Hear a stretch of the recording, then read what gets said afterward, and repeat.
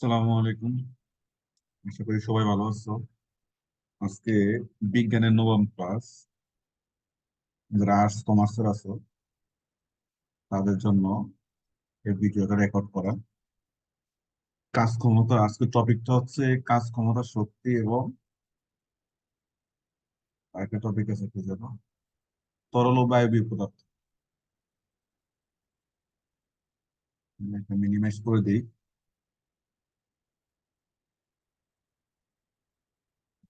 আচ্ছা দেখো, কাজ ক্ষমতা, শক্তি, ওয়ার্ক, পাওয়ার অ্যান্ড এনার্জি। কিছুদিন হচ্ছে এখন দেখো যে কাজ, কাজ মানে কি? ধরো তুমি দাঁড়ায় আছো, আমি তোমাকে ধাক্কা দিলাম। ধাক্কা দেওয়ার পরে তোমার যদি অবস্থানের পরিবর্তন না হয়, যে এই ধরো আমি তোমাকে সরি, তোমাকে ধাক্কা দিলাম, তাহলে তুমি যেখানেটা তুমি সেখানে আসো। আর এটা কিন্তু কাজ হবে না। তখন তো একটা বিল্ডিং, তুমি যদি বিল্ডিং এর ধাক্কা দাও তাহলে বিল্ডিং পিছনের দিকে যাবে? যাবে না। তাহলে এটা কিন্তু কোনো কাজ হয় নাই।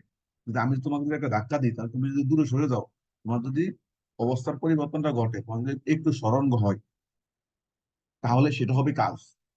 তাহলে কাজ মানে কি? তুমি বল প্রয়োগ করলে যদি এই যে বস্তু যদি স্মরণ করে, তাহলে সেটা হচ্ছে কি তোমার কাজ।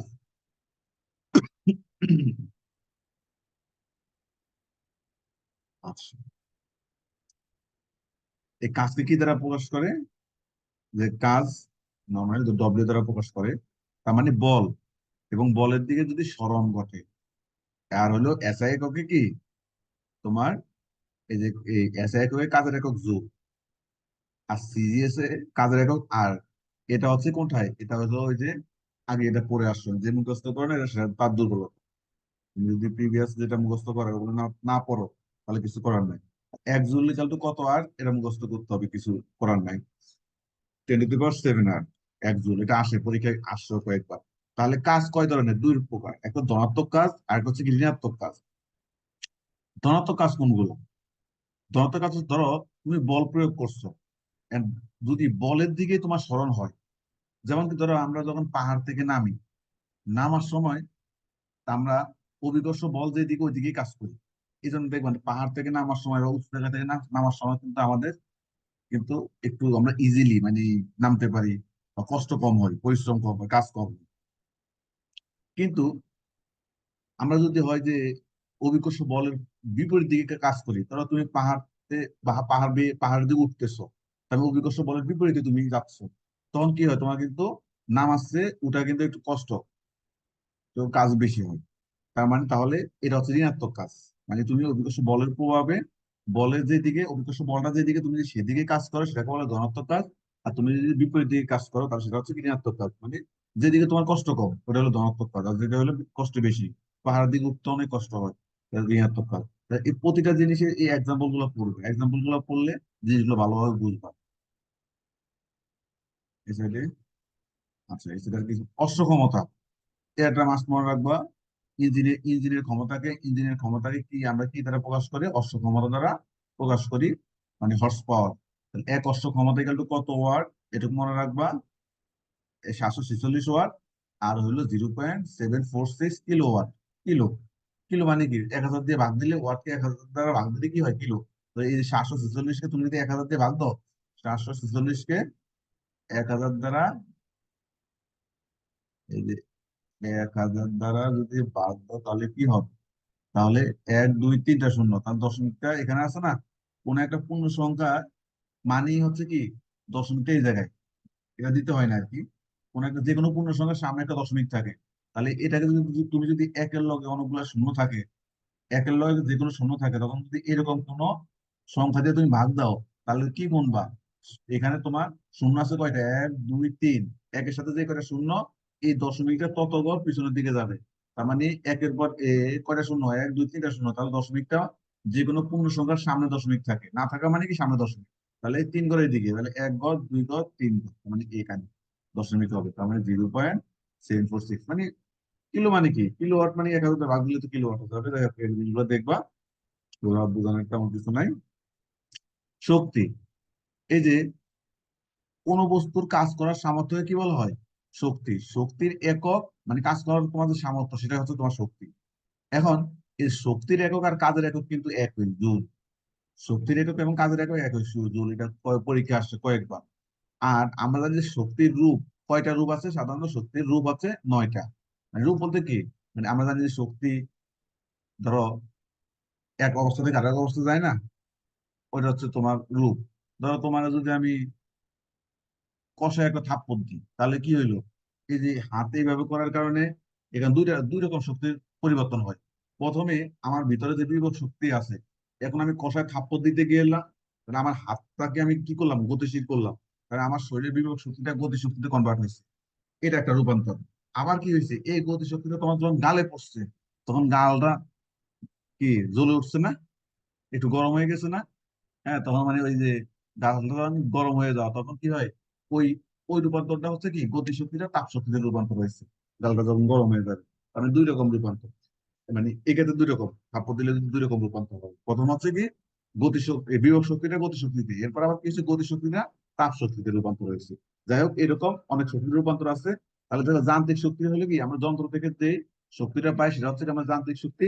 যান্ত্রিক শক্তি দুই রকম, একটা হলো বিভব শক্তি, আর এটা হচ্ছে কি গতি শক্তি। বিভব শক্তি হলো সাধারণত তোমার ভিতরে যে শক্তিটা সঞ্চিত থাকে, সাধারণত সহজ কথায়, যে তোমার ভিতরে কি যে শক্তিটা সঞ্চিত থাকে, সেটা হচ্ছে তোমার বিভব শক্তি।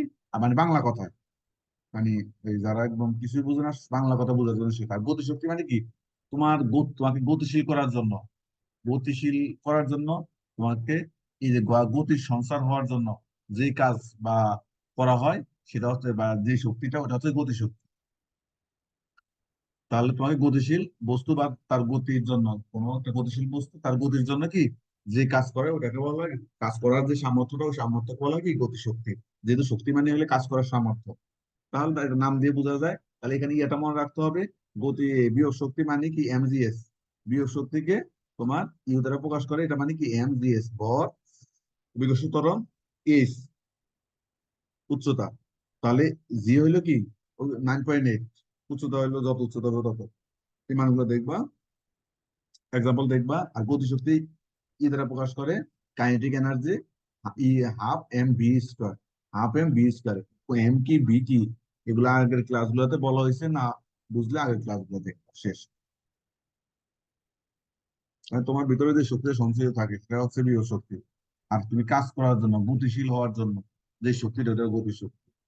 তার মানে দেখো, এই যে শক্তির যে রূপান্তর, আমরা বললাম যে বিভিন্ন রকম কি শক্তির রূপান্তর হয়। এখানে তোমার এই যে এখানে এই রূপান্তর গুলো একটু দেখবা। এক ধরনের শক্তি কোন শক্তির রূপান্তর বলা হয়। এক শক্তিকে অন্য শক্তিতে যে রূপান্তরিত হয়, এটাকে কি বলা হয়? Transducer. Microphone, loud speaker, headphone, আমরা দেখি এখন বিভিন্ন রকমের একটু শক্তির রূপান্তরটা আমরা দেখি কিরকম হয়। আর এখানে দেখো, তড়িৎ শক্তির রূপান্তর, তড়িৎ শক্তি। তড়িৎ শক্তি মানে কি? বিদ্যুৎ। এই যে আমাদের বিদ্যুৎ শক্তির রূপান্তর তো কত রকমের আছে। তুমি এই যে বিদ্যুৎ দিয়ে যেসব কাজ করো, এই যে আমরা কি করি, এই যে হিটার বা বৈদ্যুতিক ইস্ত্রি, আমরা জামা কাপড় আয়রন করি, কি করি? ওই এটাকে ওই কারেন্টের লাইনের সাথে দিই, দিয়ে আয়রন করতেছি, তাহলে কি হচ্ছে? বিদ্যুৎ শক্তিটা তাপ শক্তিতে। আয়রন মানে কি, ওইটা তুমি যখন বিদ্যুতের সাথে সংযোগ দাও, তখন তোমার আয়রনটা কি হয়? গরম হয় না, তাপ হয়, তাপ উৎপন্ন হয়। তার মানে কি হয়েছে এখানে? কোন শক্তির রূপান্তর? এখানে বিদ্যুৎ শক্তিটা তোমার কৃষি, মানে তুমি বিদ্যুতের লাইন দিচ্ছ, লাইন দেওয়ার পরে এটা গরম হয়ে গেছে, তার মানে কি বিদ্যুৎ শক্তিটা তোমার তাপ শক্তিতে রূপান্তর হয়েছে। একইভাবে তোমার যদি বৈদ্যুতিক ঘন্টা বা লাউড স্পিকার, তাহলে কি হয়? বৈদ্যুতিক ঘন্টাতে কি হয়, তুমি কারেন্টের লাইনটা দিছো, ওখানে কি হবে? শব্দ হবে। তার মানে তোমার বৈদ্যুতিক শক্তি শব্দ শক্তিতে রূপান্তর হয়েছে।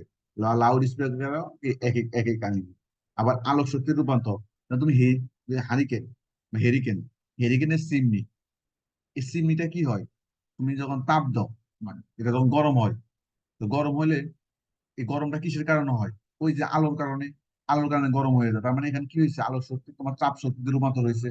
আবার ফটোগ্রাফিক প্লেটের উপরে একই রকম হয়, তুমি আলো ফেললা, ওটা রাসায়নিক শক্তিতে কনভার্ট হয়। এই জিনিসগুলো, এগুলো কিছু না, একটু দেখার বিষয়। তুমি দুই হাতটাকে এরকম ঘষলা, তাহলে কি হইলো? তুমি ঘষছো, এটা হলো তোমার যান্ত্রিক শক্তি। তো ঘষার পরে কি হয়? একটু তাপ উৎপন্ন হয়, তাহলে তোমার যান্ত্রিক শক্তিটা তাপ শক্তিতে রূপান্তর হয়েছে। এইসব জিনিসগুলোকে একটু দেখবা কি হয় না হয়। জেনারেটর, জেনারেটরে আমাদের কি হয়? জেনারেটরের সাহায্যে আমরা বিভিন্ন যন্ত্র চালাই না? জেনারেটরে ওই যে যখন কারেন্ট থাকে না, ইয়ে টিয়ে থাকে না, তো এই সুবিধায় কি করে জেনারেটর ইউজ করে। জেনারেটর আমরা কি করি সাধারণত? এই মেশিন স্টার্ট দিই, মেশিন স্টার্ট দিই। তার মানে এটা লেখা আমার যান্ত্রিক, হাত হাত দিয়ে কাজ করতেছে, যান্ত্রিক শক্তিটা। এই যান্ত্রিক শক্তিটা কি হইতেছে? স্টার্ট দেওয়ার ফলে কি হচ্ছে তোমার, যে বিদ্যুৎ শক্তি রূপান্তর হচ্ছে। এটা আরেকটা বলা যায়, আমাদের ভিতরে কেরোসিন বা ফুয়েল দিই, রাসায়নিক শক্তিটাও কি বলা যায় যে বিদ্যুৎ শক্তিতে রূপান্তর হয়। আবার যদি এই যে আমি এই জেনারেটরের মেশিন দিয়ে স্টার্ট দিলাম, ঘুরাইলাম ওই ইঞ্জিনটা, তখন আমার যান্ত্রিক, মানে যান্ত্রিক শক্তিটাও বিদ্যুৎ শক্তিতে রূপান্তর হয়, দুইটাই বলা যায়। তো এই যে এইসব জিনিসগুলো দেখবা। এরপরে দেখবা, আর জল, আমরা তো আগে বলছি স্থির স্থির মানে স্থির অবস্থায় বস্তুর মধ্যে যে শক্তিটা সঞ্চিত থাকে ওটাকে বলা হয় বিভব শক্তি। তাহলে এই যে জলরাশিতে যে শক্তি সঞ্চিত থাকে ওটার নাম কি, বিভব শক্তি। তাহলে এই যে পানির প্রবাহের মাধ্যমে যে বিদ্যুৎ বিদ্যুৎ বিদ্যুৎ উৎপন্ন করে, পানির প্রবাহের মাধ্যমে টারবাইন ঘুরে, এইসব জিনিসগুলো দেখবা, এগুলো কিছু ইয়ে করবে। উইন্ডমিল, যে বায়ুকল, বায়ুকলের সাহায্য কি করে গতিশক্তিকে যান্ত্রিক শক্তি বা বিদ্যুৎ শক্তি রূপান্তর করা হয়, এগুলো আর বলার কিছু নাই। এই যে টেলিফোন, এটা অনেকে বুঝে না। এই যে তুমি ধরো টেলিফোনে কথা বলতেছো, তুমি বলছো কি হ্যালো, তাহলে তোমার যে শব্দ শক্তি, এটা এই লাইনে গেছে, লাইনে যখন যায় এটা কিন্তু, তুমি হ্যালো বলছো, হ্যালো বলার পর তোমার মুখ থেকে এটা এই যে মানে লাইনে গেছে, লাইনে যা মানে যায় কি তড়িৎ শক্তি। এরপরে যারে তুমি হ্যালো বলছো এর কানে গিয়া এটা শব্দ হবে হ্যালো। তার মানে তখন কি হয়েছে, তুমি প্রথম হ্যালো বলছো এটা শব্দ, তারপরে এটা কি কোথায় গেছে, এই যে তারের মধ্যে দিয়ে গেল। তাই তারের মধ্যে দিয়ে যখন এই টাওয়ারে যায়, এটা হলো রাসায়নিক, এটা কি বলে, এটাকে বলা হয় কি তড়িৎ। তার মানে তোমার শব্দ থেকে তড়িৎ হইলো। এরপরে আবার কি হইলো, ওই লোক যখন শুনবে হ্যালো শুনবে তখন কি হইলো, তার হ্যালোর আগে কি ছিল, তড়িৎ ছিল না, এই যে মাঝখানের যে লাইনটা। তার মানে তার অবস্থা, তার কাছে হচ্ছে কি তড়িৎ শক্তি থেকে আবার শব্দ শক্তিতে।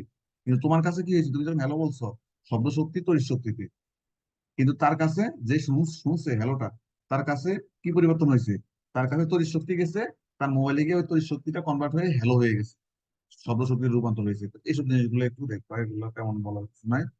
তারপর একেবারে তাপ শক্তির রূপান্তর, হ্যাঁ, তাহলে তুমি এই যে গাড়ির স্টিম ইঞ্জিনে তাপ শক্তি যান্ত্রিক শক্তিতে কি রূপান্তর হয়, বাল্বের ফিলামেন্টে তাপ শক্তি, বাল্বের ফিলামেন্টে কি হয়, তাপের শক্তি আলো শক্তির রূপান্তর হয়। এইসব জিনিসগুলো দেখবা, আর এগুলা দেখানোর আর কিছু নাই, যেখানে জাস্ট একবার ওভারভিউ দেওয়া। কর্মদক্ষতা হইলো কোনটা, কোন ইঞ্জিন যতটুকু শক্তি পাওয়া যায় তাকে তার কার্যকর শক্তি বলা হয়। তার মানে কর্মদক্ষতা নির্ণয় করার জন্য তার কার্যকর শক্তিকে যদি আমি মোট শক্তি দ্বারা ভাগ করি তাহলে কর্মদক্ষতা পাওয়া যায়। কর্মদক্ষতা যত ভালো তত ভালো, ইঞ্জিনের দক্ষতা বেশি। মানে বৈদ্যুতিক ইঞ্জিন সবচেয়ে বেশি কর্মদক্ষতা সম্পন্ন, মানে দক্ষতা সম্পন্ন ইঞ্জিন কোনটা, বৈদ্যুতিক ইঞ্জিন। সবচেয়ে বেশি ভালো ইঞ্জিন হলো কোনটা, বৈদ্যুতিক ইঞ্জিন, কিন্তু এর কর্মদক্ষতা অনেক বেশি। এই জিনিসটা মনে হয়। এরপর আরেকটা জিনিস হচ্ছে কি তরল বা বায়বীয় পদার্থ। আগের অধ্যায়ে কাজ ক্ষমতা শক্তি দিয়ে কিন্তু প্রশ্ন আসে, ভালো প্রশ্ন আসে। লিস্ট হলো তোমার এই যে বইয়ের শেষে এই যে অনেকগুলো এক্সাম্পল দেওয়া আছে না, প্রতিটা টপিকের শেষে কিন্তু টপিক অনেক এক্সাম্পল। এইসব জিনিসগুলো ভালোভাবে দেখতে হবে এবং আশেপাশে দেখতে হবে কোন রকম পরীক্ষায় আসছে। হ্যাঁ? তাহলে বুঝবা যে কি রকম প্রশ্ন আসছে, কোনটা তোমাকে মনে রাখা উচিত, এসব পড়াগুলা ওভাবে মনে। আচ্ছা, এরপরে একটু দেখো যে তরল ও বায়বীয় পদার্থ, এটার মধ্যে আমাদের কিছু জিনিস একটু মনে রাখতে হয়। যেমন ঘনত্ব, ঘনত্ব হচ্ছে কি, এই যে বস্তুর একক আয়তনের ভরকে কি তার উপাদানের ঘনত্ব বলা হয়। চাপ, চাপ এর সূত্র মানে কি, বল বাই ক্ষেত্রফল, বল বাই ক্ষেত্রফল। এই ক্ষেত্রফলের জায়গায় যদি তুমি এক লিখি, বলের জায়গায় যদি এক লিখি, মানে এক না হলে আচ্ছা, ক্ষেত্রফলের জায়গায় এক লিখলাম, তাহলে একক ক্ষেত্রফলের উপর প্রযুক্ত বলকে আমরা কি বলি, চাপ। মানে এখানে মান লেখো, এখানে যদি এক লেখো তার মানে একক ক্ষেত্রফলের উপর প্রযুক্ত বলের মানকে কি বলে, চাপ। আর একক তো বের করে জানো, বলের একক নিউটন, ক্ষেত্রফলের একক মিটার স্কোয়ার, মানে নিউটন পার মিটার স্কোয়ার। আচ্ছা, প্যাসকেলের সূত্রটা এটা তো অনেকেই জানো। তরল বা বায়ু পদার্থে এটার উপর যদি আমরা চাপ প্রয়োগ করি, চাপ প্রয়োগ করলে কি হবে, এটা সব দিকে সমভাবে কি সঞ্চালিত হবে। এই যে পাত্রে আবদ্ধ তরল বা বায়বীয় পদার্থের কোন অংশের উপর বাহির থেকে যদি আমি চাপ প্রয়োগ করলে, শেষ চাপ কিছুমাত্র না কমে তরল বা বায়ু পদার্থ সব দিয়ে কি, কারণ স্বাভাবিক, তুমি একটা আবদ্ধ পাত্র, এই আবদ্ধ পাত্রের ধরো একটা পলিথিনের মধ্যে তুমি একটা কি করছো, পানি নিচ্ছ, নিয়ে সব দিকে যদি সমভাবে চাপ প্রয়োগ করো, তাহলে এই পানি, এটা কি হবে, সব দিকে সমভাবে যাবে না, পানির ফ্লোটা সব দিকে সমভাবে যাবে এবং একদম লম্বভাবে ক্রিয়া করে যাবে। এই জিনিসটাই, এটার উপর এখানে মনে রাখার বিষয় হচ্ছে এই যে এই প্যাসকেলের সূত্রের উপর ইয়ে করে কি তৈরি করা হয়েছে, হাইড্রোলিক প্রেসটা তৈরি করা হয়েছে প্যাসকেলের সূত্রের উপর ভিত্তি করে, এটুকু মনে রাখার বিষয়। এখন দেখো, এই যে তার মানে এখান থেকে আমরা একটা জিনিস দেখি, এই যে আমরা আগে বলছি যে এখানে চাপ আর ক্ষেত্রফলের সাথে সম্পর্ক কি, পরস্পর ব্যস্তানুপাতিক। আমরা আগে বলছি যে এরকম, এই যে এরকম যদি উপরে নিচে থাকে তাহলে এটা এই সম্পর্কটাকে বলা হয় ব্যস্তানুপাতিক। যেমন এক্স এক্স ওয়াই দিলাম, এটা হলো সমানুপাতিক। এটা হচ্ছে কি, মানে এক্স এর মান বাড়লো ওয়াই, এক্স এর মান বাড়লো ওয়াই এর মানও বাড়বে, ওয়াই এর মান কমলে এক্স এর মানও কি কমবে। কিন্তু যদি এরকম উপরে নিচে দিলাম, যেখানে একটা এম দিলাম, তার মানে এখানে এক্স এর সাথে ওয়াই ব্যস্তানুপাতিক, এক্স এর সাথে এম সমানুপাতিক। মানে নিচে হলে ব্যস্তানুপাতিক, উপরে হলে সমানুপাতিক। তাহলে সমানুপাতিক মানে কি সমানভাবে যাবে, বাড়লে বাড়বে, এই সাইড বাড়লে এই সাইড বাড়বে, এই সাইড কমলে এই সাইড কমবে। আর যারা ব্যস্তানুপাতিক মানে কি এই সাইড বাড়লে এই সাইড কমবে, এই সাইড কমলে এই সাইড বাড়বে, মানে ব্যস্তানুপাতিক মানে তো বিপরীত। আমি দেখো, এই যে কোনো বস্তু যদি ক্ষেত্রফল বেশি হয় তাহলে তার চাপ কম হবে, কারণ এই দুইটা পরস্পর তো বিপরীত সম্পর্ক, ব্যস্তানুপাতিক।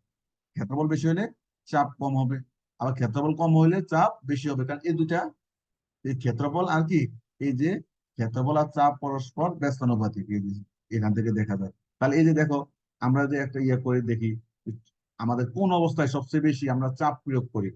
আমি যখন দৌড়াই, দৌড়ানো অবস্থায় দেখো, এই যে দেখো তুমি আগে শোয়াটা দেখো, এই শোয়া অবস্থায় মানুষ তাহলে চাপ সবচেয়ে, মানে তুমি যে শোয়া অবস্থায় যে যেখানে শুয়েছো ওটার সবচেয়ে কম চাপ দিবা। কেন চাপ দিবা? কারণ তুমি যখন শো, তোমার শরীরের একটা ম্যাক্সিমাম অংশ, ক্ষেত্রফলটা বেশি, ম্যাক্সিমাম অংশ শরীর এই যে ফ্লোরের সাথে কি ফ্ল্যাট থাকে, লেগে থাকে। তার মানে কি এই ক্ষেত্রফলটা, তুমি যখন শুয়ে থাকো তখন ক্ষেত্রফলটা অনেক বেশি হয় না, কিন্তু তুমি যখন দৌড়াও, দৌড়ানোর সময় তো আমরা একদম পায়ের আঙ্গুলের একদম সামনের অংশটার উপর শুধু চাপ দিই, তার মানে কম জায়গা। কিন্তু আমি যখন হাঁটি তখন কি দৌড়ানোর চেয়ে এটা একটু বেশি জায়গা, বেশি জায়গা, মানে দৌড়ানোর সময় আমরা আঙ্গুল, ওই যে আঙ্গুল দিয়ে কি মাটির উপর চাপ দিই, অল্প একটু জায়গা আমি ইউজ করতেছি। কিন্তু যখন আমি হাঁটি, তার মানে তখন পুরো পায়ের তালুটা আমরা কি করি, মাটির সাথে লাগাই, তার মানে দৌড়ানোর চেয়ে একটু বেশি ক্ষেত্রফল দখল করতেছে। আর তুমি যদি বসে যাও, বসলে কি হইলো, ওই এই এই দাঁড়ানোর চেয়ে বসা অবস্থায় আমার জায়গাটা বেশি দখল করতেছে, মানে ক্ষেত্রফলটা বেশি। আর তুমি যদি শুয়ে যাও, তাহলে বসার চেয়ে শোয়া অবস্থায় তোমার ক্ষেত্রফলটা কি আরো বেশি। তার মানে যার ক্ষেত্রফল যত বেশি হবে তার চাপ তত কম। এই জন্য বলা হয় যে দৌড়ানো অবস্থায় তোমার চাপ সবচেয়ে বেশি, কারণ দৌড়ানো অবস্থায় ক্ষেত্রফল একদম একদম কম। তা তুমি পায়ের কতটুকু অংশ দ্বারা মাটি টাচ করো, দাঁড়ানো অবস্থায় কি ক্ষেত্রফলটা একটু বাড়ে, তাহলে চাপ কি কমবে। বসা অবস্থায় ক্ষেত্রফলটা আরো বাড়ে, তাহলে চাপ আরো কমবে। শোয়া অবস্থায় ক্ষেত্রফল অনেক বাড়ে, তাহলে চাপ একদম কম। তাহলে আমরা দৌড়ানো অবস্থায় চাপ চাপ সবচেয়ে বেশি প্রয়োগ করি। এইসব জিনিসগুলো দেখবো। এরপর হইলো যে প্লবতা। প্লবতা হচ্ছে ধরো, আমরা যখন কোনো বস্তুকে তরলের মধ্যে বা বায়বীয় পদার্থের মধ্যে ডুবাবো, নিমজ্জিত করলে, তো এটা উপরের দিকে যে, এটার কারণ উপরের দিকে যে একটা বল অনুভূত হয়, এই বলটাকে আমি বলি কি প্লবতা। এখন দেখো, এই যে মনে রাখার এই যে এগুলা পরীক্ষাতে আসে, লবণাক্ত পানি কি স্বাদু পানি অপেক্ষা ভারী। স্বাদু পানি কোনটা, এই যে পুকুর টুকুর এগুলো আর কি। লবণাক্ত পানি স্বাদু পানি অপেক্ষা ভারী। এই জন্য দেখো, সাগরের পানির ঘনত্ব পুকুর, বিল, নদী এইসব বা সুইমিং পুলের ঘনত্ব অপেক্ষা কি বেশি হয়। এবং সাগরের পানি অপেক্ষাকৃত কি ঊর্ধ্বমুখী চাপ দেয়। এই জন্য আমরা কি করি, তোমার সাগরের পানি প্লবতা বেশি। এই প্লবতা বেশি হওয়ার কারণে সাগরের পানিতে তুমি সাঁতার কাটা কিন্তু সহজ। এই পুকুর টুকুর হচ্ছে কি সাগরের পানিতে, কারণ তার ঘনত্ব বেশি, উপরের দিকে বেশি কি তোমাকে ঠেলে রাখবে। এই কারণে তোমার পুকুরে এসছে সাগরে সাঁতার কাটা সহজ। আবার একটা জাহাজ যখন সমুদ্র থেকে নদীতে যায়, তখন ওই জাহাজটা কি তলটা অনেক বেশি ডুবে যায়, কারণ বেশি ঘনত্ব থেকে কম ঘনত্ব যখন যাবে তখন কি হবে, অবশ্যই ডুবে যাবে। এইসব জিনিসগুলো একটু দেখার বিষয়। আর্কিমিডিস এই লোকটা দেখো কতগুলো গণিতবিদ, পদার্থবিদ, প্রকৌশলী, জ্যোতির্বিদ, দার্শনিক সবে, কোথায় জন্মগ্রহণ করছে, সিসিলি, গ্রিসে। উনি যে কথাটা বলছে, উনি বলছে কোন বস্তু, বস্তুকে কোনো স্থির তরল বা বায়ু পদার্থ যদি আমি ডুবাই, তাহলে বস্তুটা কিছুটা ওজন হারাবে। তুমি যে কোনো বস্তুকে যদি ডুবাও, কিছুটা ওজন কি হারাবে। এখন বলছে কতটুকু হারাবে, এই হারানো ওজনটা হচ্ছে কি বস্তু দ্বারা অপসারিত তরল বা বায়ু পদার্থের ওজনের সমান। এই যে তুমি যে কোন একটা বস্তুকে ডুবাইছো, ডুবানোর ফলে যেখানে ডুবাইছো ওই জায়গায় অন্য একটা বস্তু ছিল না? ধরো পানির মধ্যে ডুবাইছো, তো তুমি যে অংশে ডুবাইছো ওই অংশে কি পানি ছিল না? তাহলে তুমি ওই অংশে যদি পানিটা ছিল, তাহলে তুমি এই পানিটাকে তুমি সরায় ওখানে কি করছো, নতুন একটা বস্তুকে ডুবাইছো। তাহলে এই যে অপসারিত যে তরল বা বায়বীয় পদার্থের একটা ওজন আছে না, এই দুটা কি হবে, সমান হবে। তাহলে যে ওজনটা হারাবে তাহলে সেটা কি হবে, ওই যে বস্তুটা তোমার ওই যে অপসারিত যে যে অংশ তুমি ডুবাইছো ওখানে যে যে বস্তু ছিল মানে ধরো তরল, যে যেটা অপসারিত হয়েছে তার ওজনে সমান হবে। এই কথাটাই উনি বলছে।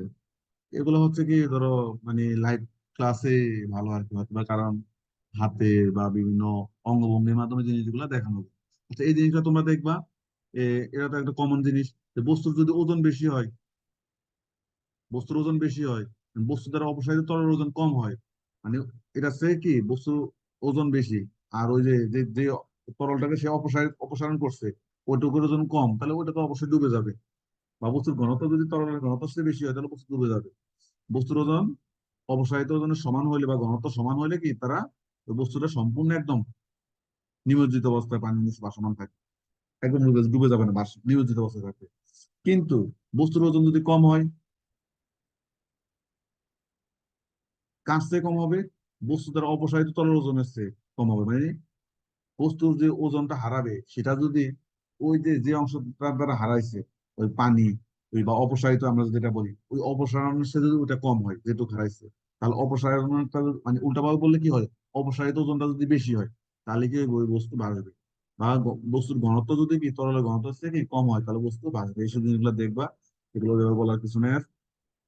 মানে তারপরে হচ্ছে না বুঝতে পারো যেটা বুঝবা না এটা মানে আমাকে জিজ্ঞেস করে তারা সরাসরি বলে দিবে। আচ্ছা এখন থেকে এই যে এটা মাঝে মধ্যে আসে, পানি যদি বরফে পরিণত হয়, এই যে পানি যদি বরফে পরিণত হয় তাহলে কি হবে, এর আয়তন বেড়ে যায়। পানি বরফে দেখো তুমি নিজেই, পানি বাসায় পানিকে ফ্রিজের মধ্যে রাখো বরফে পরিণত করার জন্য, দেখবা তুমি যতটুকু পানি রাখছো বরফ তার চেয়ে বেশি হয়। হ্যাঁ, এটা একটু মনে রাখতে হবে। কারণ তারপর হলো, সুতরাং দেখো তাহলে কি হয়, আমরা জানি যে বরফের ঘনত্ব কি পানির ঘনত্বের চেয়ে কম না বেশি, পানির ঘনত্বের চেয়ে অবশ্যই কি কম, পানির ঘনত্ব বেশি। তাহলে বরফের ঘনত্ব পানির ঘনত্বের চেয়ে কম, তাই বরফ পানিতে ভাসে। একইভাবে দেখো লোহা পানিতে ভাসে না, কিন্তু লোহার তৈরি জাহাজ পানিতে ভাসে। এই জিনিসগুলো মনে রাখবো, কারণ হচ্ছে কি লোহার তৈরি জাহাজের নিচের অংশ তো ফাঁপা, আর লোহা দ্বারা অপসারিত পানি, লোহা লোহা তো পুরোটাই হলো কি, এর লোহার ভিতরে তো কোনো ফাঁপা অংশ নাই। এটা দ্বারা অপসারিত ওজন, ওজনের চেয়ে এটার ওজন বেশি। এই এটার ওজন কি বেশি, তাই যেহেতু এটার ওজন বেশি তাহলে কি হবে, এ তো ডুবে যাবে। কিন্তু লোহা দিয়ে যে জাহাজ তৈরি করা হয় জাহাজের নিচের অংশ তো ফাঁপা থাকে, ওই জন্য কি হয়, ওই যে তোমার এই জাহাজের ওজনের তুলনায় ইয়ার অপসারিত যে পানির ওজন ওটা কি বেশি, বেশি হওয়ার কারণে ওটা আর ডুবে না, বেশি থাকে আর কি। তো এইসব জিনিসগুলো একটু দেখবে, এগুলা তেমন কিছু না। প্রিজমন প্রিমসল লাইন, এটা হলো কি অতিরিক্ত মাল বোঝাই এড়ানোর জন্য জাহাজের গায়ে এই সাইনটা দেওয়া থাকে।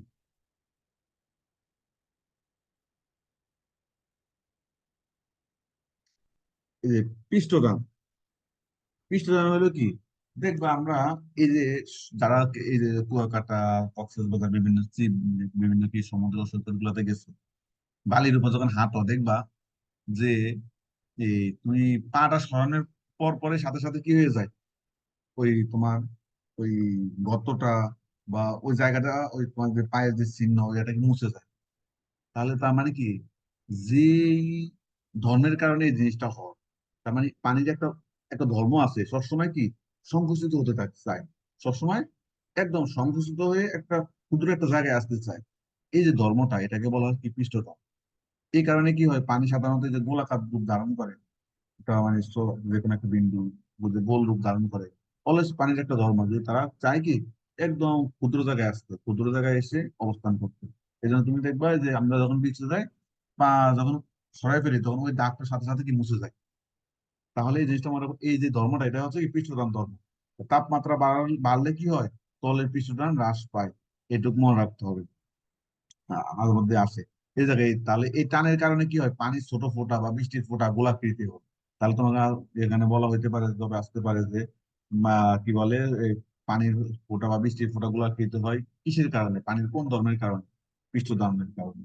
এ পা পায়ের চিহ্ন মুছে যায় কোন ধর্মের কারণে? পৃষ্ঠ ধর্মের কারণে। এটা একটা প্রবলেম। কৌশিক ক্রিয়া হলো কোনটা? এই যে মানে কুফি, দেখছো দেখো না এরকম হয়তো বা নাও দেখতে পারো অনেকে, বা যারা তোমরা যারা জবে এরা তো বড় প্ল্যান্টের, তোমরা জানোই হয়তো বা কুপি। কুপিতে মানে তার মানে যেই প্রক্রিয়ায়, এই যে কুপি কুপি মানে কি, এই যে ইয়েতে গ্রামগঞ্জে আগে যখন কারেন্ট অ্যাভেলেবল ছিল না, তখন এই কেরোসিন দিয়ে এই জিনিসটা চালাতো। তো যে কুপিতে যখন আগুন জ্বালাও, তার মানে যেই প্রক্রিয়ায় ওই যে তেলটা ওই কুপির যে দড়ি, ফিতা ফিতা বেয়ে উপরে আসে, ওইটাই হচ্ছে কি তোমার কৌশিক ক্রিয়া। ওইটা হচ্ছে কি তোমার কৌশিক ক্রিয়া। কৌশিক নলের মধ্যে তরলের উঠানামা হলো কৌশিক ক্রিয়া। মানে যে প্রক্রিয়ায় বা যে ক্রিয়ার মাধ্যমে এই যে তুমি এই যে কফির মধ্যে কি হয়, তেল দাও, ওখানে একটা এরকম সুতা থাকে, উপরে আগুন দাও, তখন আগুন দেয়, তখন কি হয়, যে ক্রিয়ার মাধ্যমে কি হয়, ওখান থেকে এই যে তোমার এই তরলটা এই নলের মধ্যে বা এই যে দড়িটার মধ্যে দিয়ে উঠানামা করে, এটাই হচ্ছে তোমার কৌশিক ক্রিয়া। এটা মনে রাখবে, এখানে এক্সাম্পল মনে রাখার বিষয়। এরপর দেখো সান্দ্রতা। সান্দ্রতা হচ্ছে কি, এই যে তরল পদার্থের অভ্যন্তরীণ ঘর্ষণের ফলে যে একটা বাধা দেয়, সেটা হচ্ছে কি তোমার বাধা দেওয়ার স্বাভাবিক। তরল পদার্থ থেকে অভ্যন্তরীণ ঘর্ষণের প্রবাহে কি বাধা দেওয়াটাকে হচ্ছে কি তোমার তোমার সান্দ্রতা। যেমন তরল পদার্থ যখন প্রবাহিত হবে, যেমন ধরো এদিকে ঢালু থেকে এদিকে আমার তরল, ধরো এটা উঁচু জায়গা এটা নিচু জায়গা, এদিকে আমার তরল প্রবাহিত হচ্ছে, এই যে ঘর্ষণের কারণে এই তরল যেহেতু প্রবাহিত হচ্ছে, এই প্রবাহিত হচ্ছে আমরা দেখতেছি, কিন্তু এরও কিন্তু একটা শক্তি কিন্তু বাধা দেয়, একটা শক্তি কিন্তু বাধা দেয়। যে এই বাধার পরিমাণটা কম, আর এখান থেকে পড়তেছে এটা, এটা অনেক স্পিডে পড়তেছে বললে কি এই বাধাটা আমরা বুঝতে পারি না। বাধা কিন্তু একটা দেয়, যে এই যে ঘর্ষণ, এই যে বাধা দেয়, এই বাধাটাই হলো কি তোমার বাধা যে প্রবণতা, এটাকে বলে সান্দ্রতা। মানে বাধা দেওয়ার ক্ষমতা কমটা, মানে এটা শক্তির পরিমাণ কম বলে কি থেমে যায় না। যদি এরকম শক্তি বাধা দেওয়ার শক্তিটা বেশি হইতো, তাহলে কিন্তু পানির প্রবাহিত হতে পারতো না। হ্যাঁ, তাহলে যাই হোক, এটা কোন একক, এটার একক কি, পয়েস, সিরিয়াসে এই জিনিসগুলো মনে রাখবো। তাহলে আজকে আজকে এতটুকু। সবাই ভালো থাকো, ভালোভাবে দেখবা, এবং প্রিভিয়াস ক্লাসগুলো ভালোভাবে দেখতে হবে। প্রয়োজনে এক ভিডিও কয়েকবার দেখতে হবে, আর হইলো প্রবলেম হলে প্রশ্ন করতে হবে। ধন্যবাদ।